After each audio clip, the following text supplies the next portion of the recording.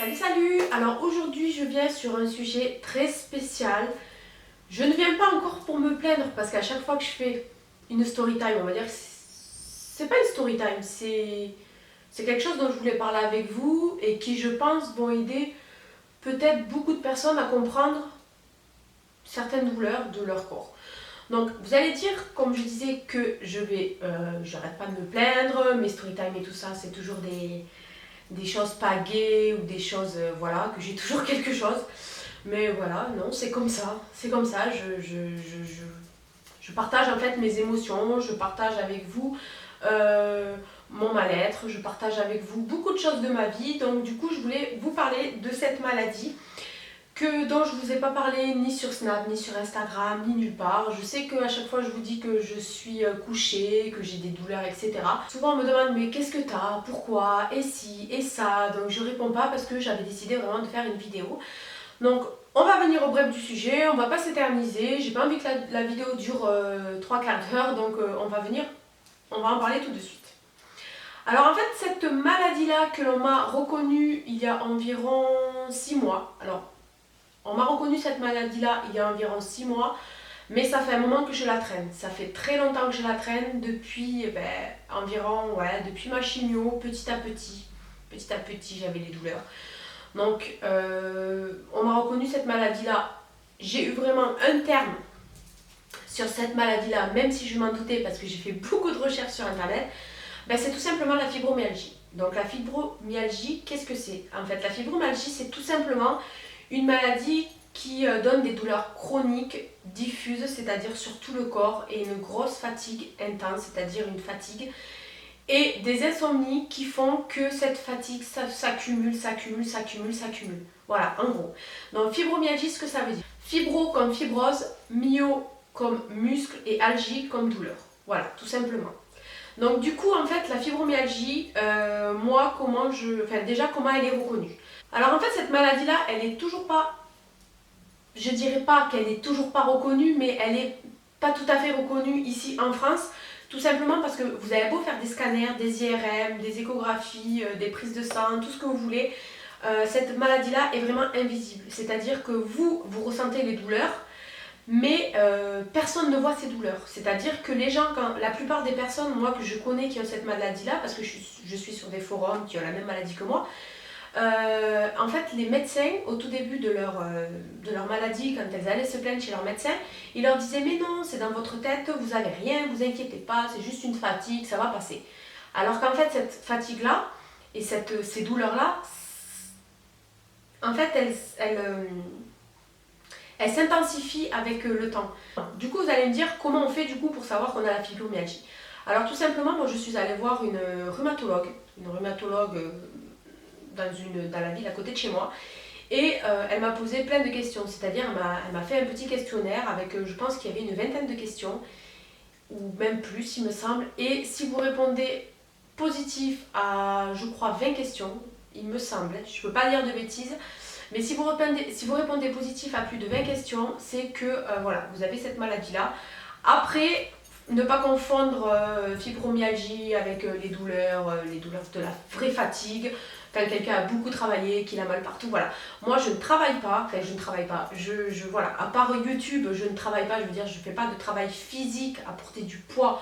De toute façon, je ne peux pas porter de poids, mais je ne fais pas de travail physique à l'extérieur à porter du poids ou un travail vraiment difficile comme beaucoup le font malheureusement. Et j'ai quand même ces douleurs-là, c'est-à-dire que là, en plus, on est en plein changement de saison, en pleine période d'automne, et là, c'est vraiment dans ces périodes de changement où je ressens les plus grosses douleurs. C'est-à-dire que là, en ce moment, même si je reste couchée du matin jusqu'au soir, le soir, quand je vais me lever, mes muscles seront complètement endoloris, je ne pourrai plus marcher, ou alors il faut que je me lève et je mets environ 20 à 30 secondes avant que mon muscle se réchauffe et que je puisse commencer à faire un pas. Donc voilà, donc les douleurs que je ressens, alors ça a commencé en fait parce que j'avais toujours des douleurs, voilà, comme si j'avais un gros fardeau sur les épaules, quelqu'un que je portais toute la journée sur moi, la nuque endolorie, le dos en compote, le dos complètement en compote, c'est-à-dire que des fois j'étais debout, je ne pouvais plus rester debout comme là, je suis assise, j'ai pas de dossier, et là on commence à être la fin de la journée. Et fin de la journée, déjà le matin au réveil plus fin de la journée, c'est le pire.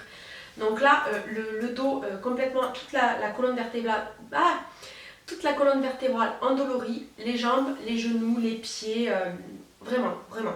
Des fois, je regarde la télé avec mes enfants et quand je me lève, voilà, j'ai du mal, il faut que je me lève et je peux pas marcher. Je peux pas marcher. Il y a des jours où je suis couchée, je peux pas me lever. Il y a des jours où, voilà, si je vais par exemple faire une course, hein, je rentre, je suis obligée de me coucher avant de pouvoir faire à manger. Ça m'est arrivé plusieurs fois. Donc vraiment, c'est vraiment pas une maladie facile. C'est une maladie qui, avec le temps, elle s'aggrave. Voilà. Donc c'est une maladie, en fait, on est comme des personnes âgées, on est comme enfermé dans un corps de personnes âgées. C'est comme si, en fait, on avait le physique d'une personne d'un certain âge, mais on a le corps d'une personne de 80-90 ans. Voilà, c'est vraiment pas simple. J'ai dû aussi m'inscrire dans un centre d'antidouleur dans ma ville où ils m'ont prescrit des massages. Donc j'ai des séances du kiné, donc je fais des massages. J'ai à la maison des électrons, c'est-à-dire la machine avec les électrons comme chez le kiné, mais c'est vraiment la machine professionnelle. Donc qu'on me pose à certains endroits les points vraiment essentiels pour soulager mes douleurs. Et sinon, à côté de ça, j'ai un traitement aussi. C'est un traitement par contre que j'ai préféré prendre aux plantes. Je ne vois pas de différence. Honnêtement, je ne vois pas de différence. Ça s'appelle la fibromyalgie et c'est un médicament que je prends aux plantes. Et honnêtement, je ne vois pas de différence. Logiquement, on devrait voir la différence environ 3 mois après le commencement de ce traitement. Mais moi, ça fait plus de 6 mois que je prends ce traitement et honnêtement, j'ai vu aucune différence. Au contraire, là, on arrive à la période où vraiment j'ai toutes les douleurs et je n'ai pas vu de différence. À côté de ça, je prends aussi des ampoules. Je ne sais plus qu'est-ce que c'est comme ampoule, mais c'est des ampoules. Je sais plus c'est quoi comme ampoule. Enfin, je sais plus. C'est des ampoules spéciales que le médecin me prescrit. En gros, c'est pour la fatigue et voilà, c'est pour essayer de me donner un peu plus de peps. Ça n'a pas fonctionné non plus, je n'ai pas vu de différence. Donc voilà.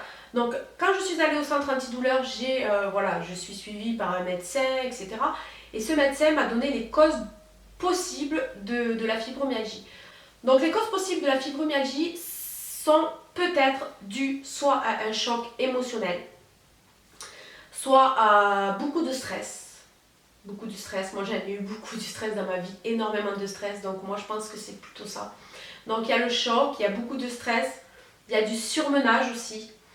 Et voilà, ça c'est vraiment les 3 points essentiels de la fibromyalgie. Ils se sont aperçus que la plupart des personnes qui avaient cette maladie-là, c'était dû soit à un choc, soit, voilà, vous savez, il y a des choses dans la vie qui font que ça peut déclencher certaines maladies.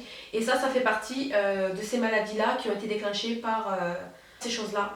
Malheureusement, les choses de la vie font que. Ensuite, je sais aussi que cette maladie-là, la majorité sont des femmes qui ont cette maladie-là. Ce sont des femmes.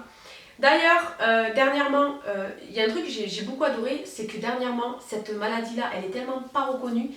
Et j'ai été tellement heureuse quand Lady Gaga en a parlé, parce que quand j'allais voir mon médecin, en fait, il me disait « Non, Jessica, t'es fatiguée, je vais te donner des médicaments pour te reposer, je vais te donner des vitamines, etc. » Mais je voyais que ça passait pas, je voyais que c'était toujours pareil, toujours fatiguée, toujours mal partout. Mais une fatigue, même une fatigue mentale, là, je sais pas si vous voyez, heureusement que je suis maquillée parce que j'ai des cernes jusqu'à là. Là en ce moment je suis vraiment dans une mauvaise période, la déprime aussi, il y a la déprime qui joue aussi, ça me fait déprimer. Et du coup j'étais super contente quand j'ai entendu que Lady Gaga a donné un nom à cette maladie-là, en disant qu'elle, des fois, elle ne pouvait même pas faire ses tournées parce qu'elle était tellement fatiguée qu'elle ne pouvait même pas monter sur scène. Et là je me suis reconnue parce que des fois, moi je faisais un sport l'année dernière, pendant 2 ans j'ai fait un sport, je faisais de la Zumba. Je voulais faire un sport parce que j'en avais marre de toujours rester à la maison, malgré que je sois fatiguée et tout ça. Je me disais, il faut que je me bouge. Voilà, je suis partie m'inscrire à la Zumba pendant 2 ans. Et en fait, je m'étais inscrite à 2 cours. C'est-à-dire qu'en premier cours, je faisais 45 minutes de Zumba. Et en deuxième cours, j'avais un autre sport qui était... je sais pas si c'était pas le pump jump, un truc comme ça. Je sais plus le nom. Quelque chose comme ça. Et c'était un truc hyper actif où on faisait des on faisait des enchaînements mais hyper difficiles, c'est-à-dire on faisait les fessiers, les cuisses, les mollets, on faisait pendant 45 minutes on faisait ça. Moi je ne pouvais pas. J'étais avec ma soeur et Tissène et je ne pouvais pas. Je disais à ma soeur, je peux pas, je suis fatiguée. Même elle me disait, mais si, c'est parce que t'as pas envie, c'est parce que tu te donnes pas la peine, parce que c'est vrai que moi je le dis honnêtement, je n'aime pas le sport. J'aime pas du tout le sport. Et en fait, elle me disait, mais non, c'est parce que tu te donnes pas la peine, t'as pas envie, vas-y, essaye de te motiver et tout ça. Non, je ne pouvais pas, j'avais le corps, il était complètement endormi. Après la première séance de la Zumba, je ne pouvais plus. Je ne pouvais plus. Je ne savais pas encore ce que j'avais. Je n'avais pas encore mis un mot sur ma grosse fatigue, mais moi aussi, dans ma tête, je me disais, peut-être que c'est ça, peut-être qu'elle a raison, il faudrait que je me bouge et tout un petit peu. Mais non, en fait, j'ai pas pu. Donc du coup, le docteur, quand je lui en ai parlé, je lui ai dit, ouais, j'aimerais bien continuer la Zumba et tout. La Zumba, je pourrais le faire. 45 minutes, ouais. Il y a des jours où je ne pouvais pas y aller, il y a des jours où j'étais vraiment fatiguée, je me forçais à y aller, pour pas que ma soeur y aille toute seule, ou avec Tiziane et tout ça. Il y a des jours où je restais assise, je les regardais parce que je pouvais pas. Mais ça me manque quand même. Et là, je me dis que plus ça va, plus les années passent, et plus je suis fatiguée, et plus je ressens la fatigue. Et je pense que ça va être difficile, donc le médecin m'a dit si je voulais, je pouvais faire du yoga. Donc du yoga, je ne sais pas, j'ai jamais testé, j'ai jamais tenté. Il faudrait peut-être que je regarde des vidéos sur YouTube, je ne sais pas, peut-être que ça me plairait. Parce qu'il faut vraiment que je fasse du sport, c'est ça le problème. Mais le problème, c'est que je n'y arrive pas. Physiquement, je n'y arrive pas. Voilà, donc en gros, voilà ce que c'est la fibromyalgie. Voilà, si vous avez ce symptôme-là, si vous avez cette maladie-là, si vous avez à peu près les mêmes symptômes que je vous ai dictés, si vous vous reconnaissez dans ce que je dis, n'hésitez pas à me le dire en commentaire, n'hésitez pas à venir me poser des questions. Je vous ai dit en gros, en fait, que ça représentait et je ne suis pas rentrée dans les détails. Voilà, si vous avez des questions, vous pouvez venir me les demander en commentaire, vous pouvez venir me les demander en privé. Je réponds toujours aux messages privés sur Instagram ou sur Snap ou sur tous mes réseaux sociaux. Il n'y a pas de souci. Mais voilà, si vous avez ces symptômes-là et que vous ne savez pas d'où ça vient et que vous êtes très fatigué, insomniaque, aussi, j'ai oublié de vous dire ce qui est très important, c'est que je ne sais pas si vous vous rappelez, ceux qui me suivaient sur Snap et ceux qui me suivaient voilà, sur mes réseaux, surtout sur Snap, j'ai fait des séjours en... Attendez, j'ai le piercing qui a tourné. Et ça me chatouille la narine. J'ai fait des séjours aux urgences parce que j'avais des douleurs aux intestins, mais intenables. J'allais aux urgences, hurler. On a fait des examens, on a fait la gastroscopie et on m'a fait la colioscopie, là, je sais pas comment ça s'appelle là. Vous savez, hein, on va rentrer dans les détails. Et j'avais rien. Le mec il m'a dit c'est le stress. Je dis c'est pas possible, j'ai des douleurs, des grosses douleurs, je me tends en deux, je dégueule, je fais tout ce que vous voulez, j'ai la diarrhée, j'ai tout ce que vous voulez. Je dis c'est pas possible. Il m'a dit que c'était le stress. Et en fait, en trouvant la maladie, la fibromyalgie, du coup on en a déduit avec le gastrologue. C'est un gastrologue qu'on dit ou un gastro-entérologue? Je ne sais plus. Enfin, vous avez compris, on en a déduit que j'avais une colopathie fonctionnelle. Et en fait, en cherchant bien, en remettant le pulse à sa place, en mettant tous les symptômes réunis, et bien on s'est rendu compte que ça faisait aussi partie de la fibromyalgie. Donc d'où mes douleurs souvent d'intestin. C'est-à-dire que mon intestin, en fait, de temps en temps, il déconne, il ne fonctionne pas comme il faudrait qu'il fonctionne. Du coup, vu qu'il ne fonctionne pas comme il faudrait, ça me donne des douleurs mais atroces. Il y a seulement la morphine qui arrive à me soulager les douleurs là. Donc imaginez les douleurs que je ressens. Voilà, j'avais oublié de vous dire aussi cette petite période de ma vie où j'ai passé vraiment une sale période.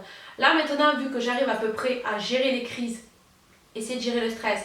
Par contre, il me donne aussi des antidépresseurs. Enfin, elle m'a donné des antidépresseurs. Pas des antidépresseurs, des anti-stress pour dormir le soir que je ne prends pas. Mais le soir, je ne dors pas avant 3-4 heures du matin. Même si je me lève à 7 heures, même si je suis hyper fatiguée, je ne peux pas dormir avant 3-4 heures du matin. Donc les insomnies aussi font partie de ça. Voilà, donc je voulais faire partager cette expérience avec vous. N'hésitez pas à venir me faire des petits commentaires pour me dire si vous avez aussi ces symptômes-là, si vous aussi vous avez la fibromyalgie, ou alors si vous avez des questions par rapport à ça, à tout ça. Voilà, mais j'espère que j'ai été claire. Je ne sais pas si j'ai oublié quelque chose ou pas. Je ne pense pas, je pense que j'ai tout dit. Et puis voilà, donc je vous fais des gros bisous et je vous dis à très bientôt.